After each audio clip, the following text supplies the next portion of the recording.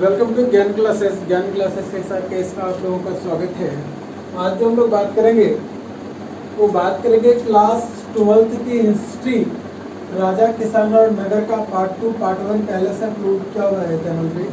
अगर आपने पहले पार्ट 1 नहीं देखा हुआ तो पहले पार्ट 1 को देखें, उसके बाद पार्ट 2 को देखें। ठीक है, हाँ जो आज हम बताने वाले हैं इसमें पार्ट 1 में बहुत सारी चीज़ें क्लियर कर दी गई हैं और रिक्वेस्ट है आप लोगों से कि वीडियो जब भी देखें तो पूरा देखें, पूरा अगर नहीं देखना हो तो वीडियो को ऑन ना करें। ठीक है, तो चलिए आज का सेशन स्टार्ट करते हैं लेट नहीं करते हुए। तो पहली चीज़ें क्या बोलता है कि हड़प्पा सभ्यता के 1500 वर्षों के बाद के विकास की बात करेगा। ठीक है, हम लोगों ने हड़प्पा सभ्यता को 2600 से 1900 ईसा पूर्व तक की बातों को देखे थे ना। तो ये उसके बाद का लगभग 1500 ईसा पूर्व से ये इस चैप्टर में हम लोग बात करेंगे। ठीक है, तो हड़प्पा सभ्यता के बाद का पिछले वीडियो में हम लोगों ने बात किया हुआ था कि हड़प्पा सभ्यता के जो बाद सभ्यता आई वो वैदिक सभ्यता आई थी। कौन सी सभ्यता आई थी? तो वैदिक सभ्यता आई थी। वैदिक सभ्यता को लाने वाले लोग जो थे वो आर्य लोग थे और उनकी भाषाएं जो थी वो संस्कृत भाषा थी। ठीक है, ये हम लोगों ने पहले डिस्कस किया हुआ है। ठीक है, ये डिस्कस किया था कि वैदिक सभ्यता को लाने वाले लोग कौन थे? आर्य लोग थे और उनकी भाषा क्या थी? संस्कृत थी। ठीक है, हम लोगों ने उस चीज को वैदिक काल को दो भागों में विभाजित किया हुआ था। एक था ऋग्वैदिक काल और एक था उत्तर वैदिक काल। ठीक है, तो इसी काल में, इसी वैदिक सभ्यता में वेदों की रचना कर ली गई थी और हमारे धर्म, हिंदू धर्म के अकॉर्डिंग 4 वेद बताए गए हैं। और वो 4 वेद कौन कौन से? तो ऋग्वेद, यजुर्वेद, सामवेद और अथर्ववेद। ठीक है, तो ऋग्वैदिक काल जो है यही ऋग्वैदिक काल है। बाकी के तीनों वेद जो है वो बाद में आए। तो पहला हमारा क्या हो गया? ये ऋग्वैदिक काल और दूसरा हमारा क्या हो गया? उत्तर वैदिक काल। ठीक है, यहाँ से क्वेश्चन पूछा जाता है कि वेदों की संख्या कितनी है और कौन कौन से वेद हैं। तो हमारे पास ऋग्वैदिक काल, ऋग्वेद, यजुर्वेद, सामवेद और अथर्ववेद। ठीक है, ये 4 वेद है हमारे पास। तो ऋग्वैदिक काल में क्या चीजें आई कि ऋग्वैदिक काल में जैन और बौद्ध धर्म का विकास हुआ। कौन कौन से धर्म का विकास हुआ? जैन धर्म आया हमारे समक्ष और बौद्ध धर्म आया हमारे समक्ष। सनातन धर्म बहुत पहले से थे। हिंदू धर्म और सनातन धर्म में थोड़ी सी बातें चेंज करती हैं, बाकी हिंदू धर्म और सनातन धर्म एक ही चीजें हैं। तो ये ऋग्वैदिक काल में क्या आता है कि जैन धर्म का विकास हुआ और बौद्ध धर्म का विकास हुआ। ठीक है, उत्तर वैदिक काल में जो विकास होता है वो मौर्य साम्राज्य की स्थापना होती है। और हमने पहले बताया था कि मौर्य साम्राज्य की स्थापना जो है वो चंद्रगुप्त मौर्य के द्वारा किया गया। चंद्रगुप्त मौर्य जो किसको हरा करके, और वो राजा जिसको हराया था चंद्रगुप्त मौर्य ने, वो किस वंश के थे ये भी हम लोगों ने बात किया हुआ था। तो मौर्य साम्राज्य की स्थापना कब हुई? उत्तर वैदिक काल में। और नंद वंश के अंतिम शासक घनानंद को हरा करके चंद्रगुप्त मौर्य ने मौर्य साम्राज्य की स्थापना की थी। ठीक है, नंद वंश के अंतिम शासक घनानंद को हरा करके चंद्रगुप्त मौर्य ने मौर्य साम्राज्य की स्थापना किया था। ठीक है, यहाँ से एक इंपॉर्टेंट क्वेश्चन बनता है कि चंद्रगुप्त मौर्य के गुरु कौन थे? चंद्रगुप्त मौर्य के गुरु कौन थे? तो चंद्रगुप्त मौर्य के गुरु जो थे, जिनको विष्णुगुप्त कहा जाता था, तो उन्हीं को चाणक्य कहते हैं और उन्हीं को कौटिल्य भी कहते हैं। ठीक है, तो यहाँ तक बातें शायद आपको, आई होप कि आपको समझ में आ गई होंगी। तो क्या है कि विष्णुगुप्त, चंद्रगुप्त को हम लोग क्या बोलते थे? चाणक्य को विष्णुगुप्त और चाणक्य जो तो दोनों एक ही व्यक्ति का नाम है। तो ये जो थे उनका चंद्रगुप्त का गुरु थे। ठीक है, यहाँ तक बातें समझ में आई। अब हम लोग जनपद किसे कहते हैं और महाजनपद किसे कहते हैं? आपके बुक में दिया हुआ 16 महाजनपदों के बारे में आपको पढ़ना है और उसमें से 16 महाजनपद में एक मगध जनपद है जिसको आपको पढ़ना है। तो जनपद का मतलब होता है जन 2 शब्दों से बनकर के बना हुआ, जन प्लस पद। ठीक है, तो जन का मतलब होता व्यक्ति और पद का मतलब होता है उसका निवास स्थान, उसकी रहने का स्थान। ठीक है, तो ऐसे क्षेत्र जहाँ पे लोग निवास करते हैं उनको जनपद कहा जाता है। ठीक है, जहाँ पे लोग निवास करते हैं उसको क्या कहते हैं? जनपद कहते हैं। अब इन्हीं जनपदों में कई जनपद जो थे उनकी स्थिति महत्वपूर्ण थी।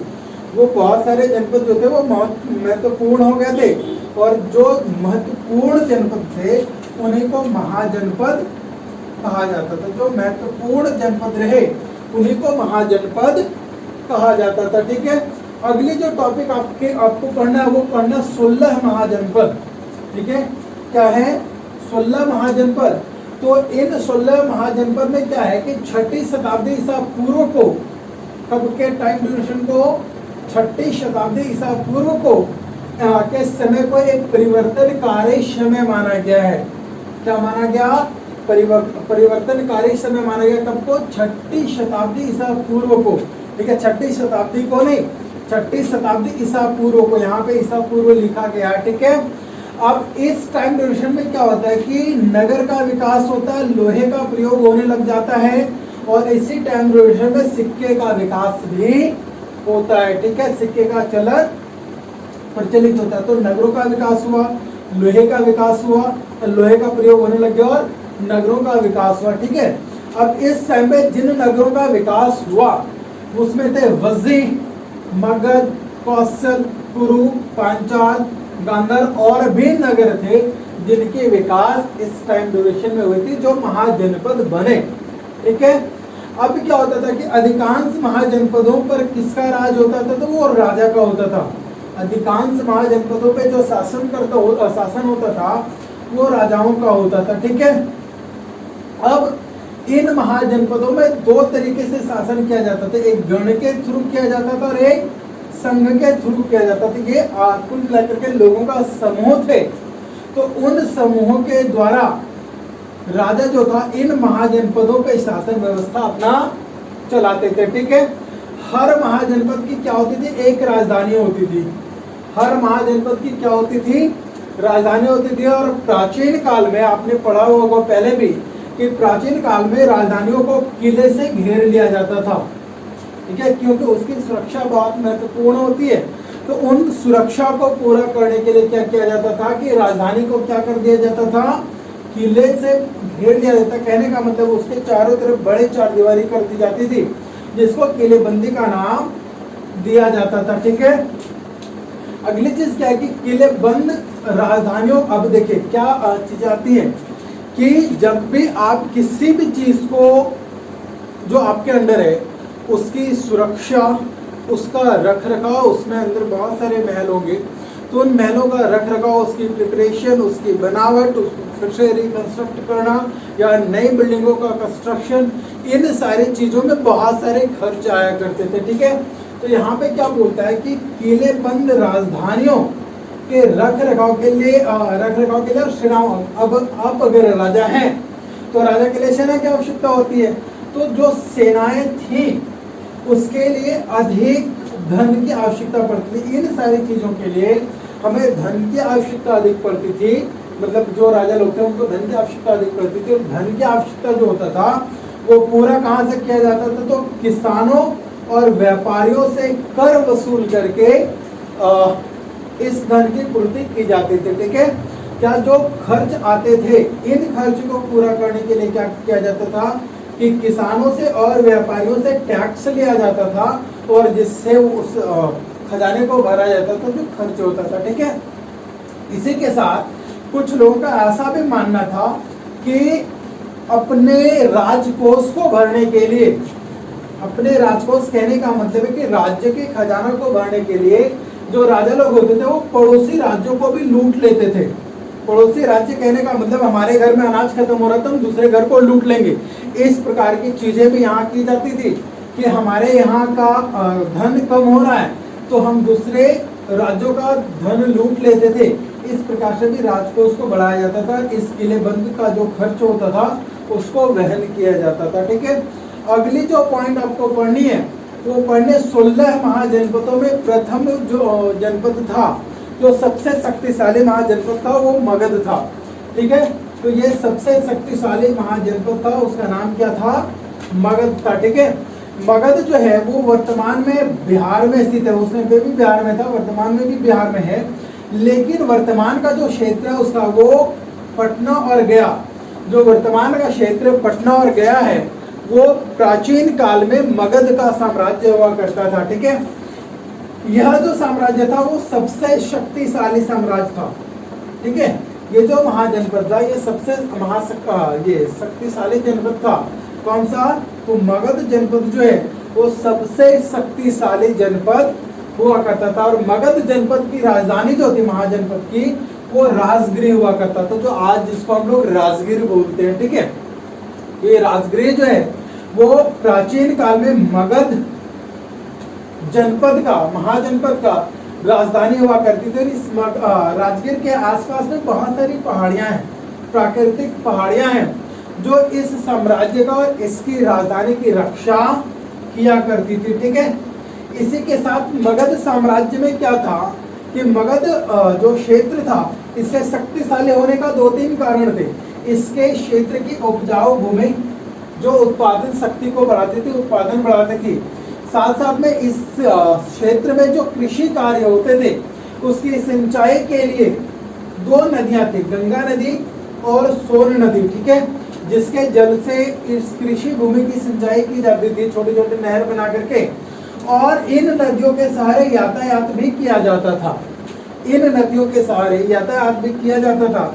और यातायात के साधन होने से क्या हुआ कि इसकी सुविधा होने से इसकी व्यापार बढ़ी, और यही 2-3 कारण जो है वो मगध के समृद्ध होने का कारण बना।